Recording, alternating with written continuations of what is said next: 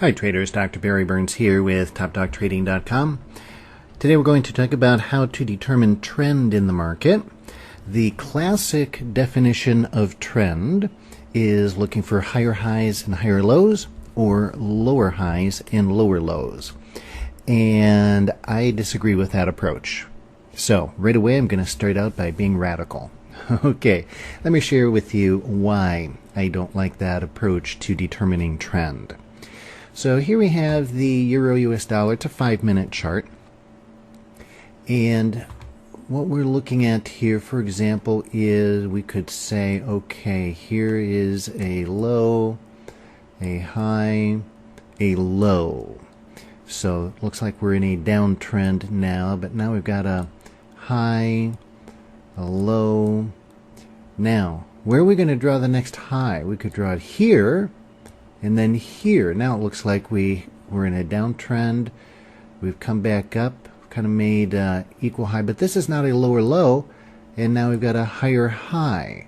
But we've got a lower low, higher high, now another lower low, and now another higher high. Or maybe that's not even it. Maybe we're going to use, for example, this high, this low, this high. Now we definitely have higher high, higher low, higher high. We're in an uptrend. And then we come back down here, use a higher low, lower high, lower low. Now we're in a downtrend. Now we've got a higher high. You see, it keeps switching all the time. So there's two problems here. Number one is which highs and which lows do you use? It can vary from person to person. Over here, one person might use this low, that high, that low, that high. And then another person might say, oh, no, that's no good. That's nitpicking too much. You just have to use basic ones. Whoops. Get my drawing tool configured here. They might just say, no, those are equal, so we're just going to go from there to there to there. And that makes sense too. So the point is, we need to have an objective approach. And when you talk about doing higher highs, higher lows, lower highs, lower lows, one of the issues that you'll come up against is how to determine which highs and which lows to use. So that's issue number one. Now, you can come up with solutions for that to solve that problem. Let me share with you one solution. So now I've added an oscillator to the chart here, and you can see that just change our scaling here a little bit to make it easier to see. Again, there's many different ways to determine which highs and which lows you want to use. So I'm just sharing with you one possible one. And I use something similar to this. Now, I'll get people emailing and saying, hey, which indicator is this? What are the settings? So forth. The indicators that I use are all shared in my course, but you can use whatever indicator you're currently using. Tweak it a little bit if you want to. Experiment with it to see what works good for you. But here's one approach. So you take an indicator, go from 20 to 80, draw some horizontal lines there. Look for where it intersects, okay? And we'll use these as our markers. All right. And then what we're going to do is go to our price bars. We're going to look for the lowest low in price when our oscillator is hit down here to 20. Okay, well these are equal lows, so I can mark either one of those. So that would be our low there. Here, that's our high. Here, that's our low. Now this one's a little trickier because this high is a little higher than that high.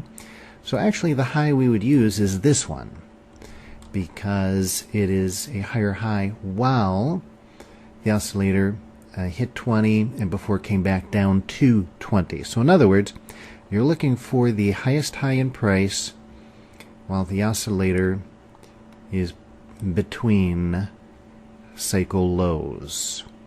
Highest high in price is there. Okay, then the next high would be here.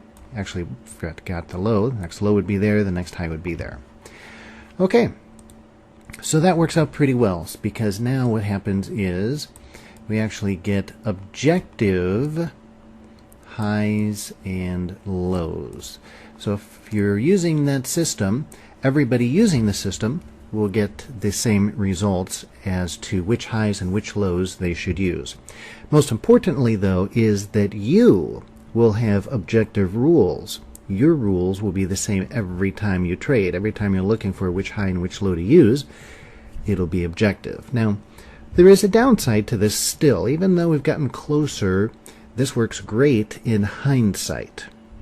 But the problem is, if you look at this, for example, and we already kind of did, this comes up here, and this hits 80. So on the hard right edge of the screen, when the market is right here, this is going to look like a high.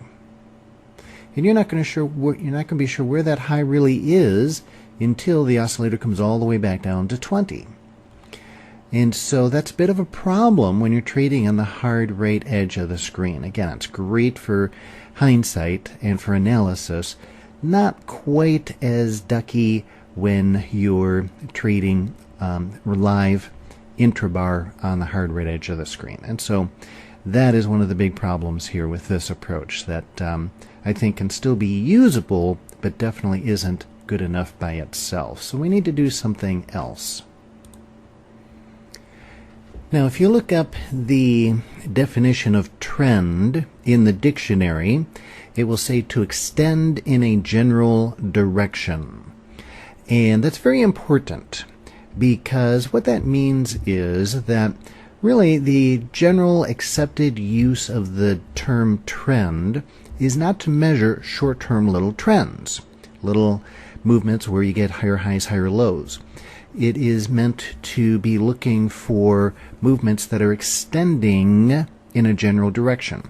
So when I look for trend, I like to look for what I call the intermediate term trend, not really short-term trends. And what I use for that is the 50-period simple moving average, and I color code it. So red is down, green is up, and you'll get little flickers of the change in color. But generally what's happening here is this is saying that there is no trend right now. It's flat. This here, again, no trend right now. It's flat. It's flickering. We have specific ways of reading this. By the way, I should also say this is very, very, very important. Nothing by itself, including this 50-period moving average or even the whole energy of trend, is enough to trade with. None of it is good enough. And so we use 5 energies, and we look for the alignment of those 5 energies, because this moving average is fine, but by itself, it's not going to work. Not going to work, tell you right now. But I find that it's a great way of measuring the energy of trend. But the energy of trend by itself is not enough to make money with. So I'll put a link in this in my blog post that's related to this video. My blog, by the way, is at topdogtrading.com if you happen to be viewing this video anywhere else. And the date today is December 2nd or 3rd. Actually, it'll probably be posted on the 4th. So look for December 4th at topdogtrading.com blog post, and I'll give you a link to a free video you can watch and see how I trade the 5 energies. But to finish this up, you see what's interesting here is we get a nice move up. All of this is just noise. All of this is just noise as far as direction goes. Then we finally get a follow through to the downside. Now look at this one. Here we go up. We've got up, down, up. What is that? Is this starting a new uptrend? Well, the 50 MA says, no, we're still in a downtrend. Still in a downtrend. And that would actually be a short trade. And it does. Again, it's the extension in the general direction. Regardless of the fact that we put in a higher high, that's just a short-term little move. It's not the general direction of the market. The general direction of the market is down. And this is why I use the 50-period moving average. It smooths out price and gives you that general direction.